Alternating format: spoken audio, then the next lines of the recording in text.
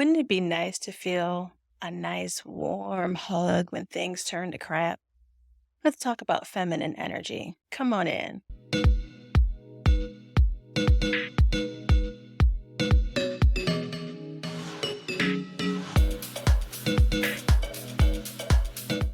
Welcome back into the Learn, Love, Live You series. I hope you're enjoying the series so far. And before I forget, make sure to subscribe and like the channel so you get notified when new videos come out. Now, last week we talked about listening to that encouraging voice within, aka intuition, and unlearning overthinking, which I know can be super tricky. So I hope that you had a chance to practice a bit last week. This week, we're moving on to feminine energy. So, again, this is not about gender. We all have feminine and masculine energies within us that need our attention, need to be acknowledged and grown. So, feminine energy is about receptive energy, that energy that creates comfort and nurturing, and it feels like a beautiful embrace. This is also a fertile space that builds us up and creates community and allows for inclusion of everything from our ideas and desires to acceptance of those around us. Now, a few weeks ago, we talked about creation energy and acknowledging that we have all the tools necessary to move forward and to make change. And feminine energy is the next one of those tools that we're going to look at. And it's the birthplace of that ability to create or manifest the things that you want to grow. It's where we allow ourselves to forgive the past and protect our dreams as we move them forward by reminding us that we deserve peace and prosperity. It's the compassion and joy that you allow yourself to feel as you move into the version of yourself that you've been dreaming of. So, just like the other energies, the trick to connecting to this energy is to allow yourself to feel that comfort and nurturing that lives within you. It's recognizing that you can nourish yourself whenever things don't go the way that you plan, which is going to happen. It's giving yourself grace when you don't make the best choice and reminding yourself that tomorrow's another day. It's also being the person who cares for others, that can give grace to those around you who deserve it, whether to a friend or an employee or a partner, not just to ourselves.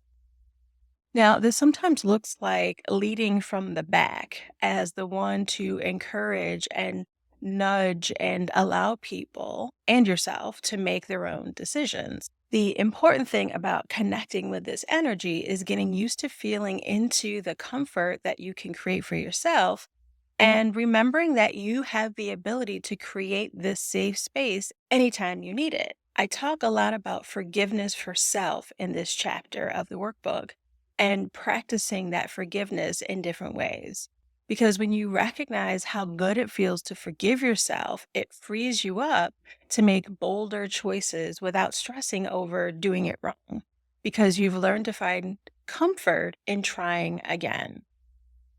And that's the simplicity of feminine energy, right? It's about comfort. It's about nurturing and nourishing and creating safe spaces where all of your creative energy and ideas and love and passion for what you want to do, all of that is combined together into one beautiful energy that you can come back to anytime you need to, anytime you want to, anytime you start to not give yourself credit or not love yourself enough. Feminine energy is the space, the energy that you want to come back to really practice connecting to that forgiveness, right? For that gratitude for who you are and how you are and how you love and how you nurture yourself and other people.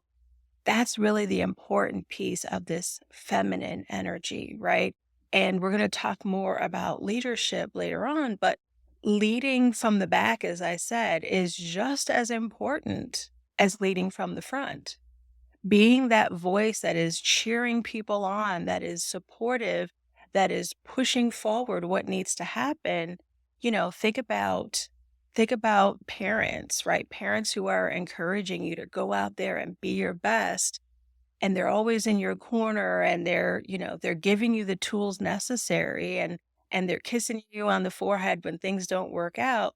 Think about that type of energy, right? That is what feminine energy feels like. And so if you grab the book, if you grab the workbook, there is a lot of activities and explanation of how to connect to this.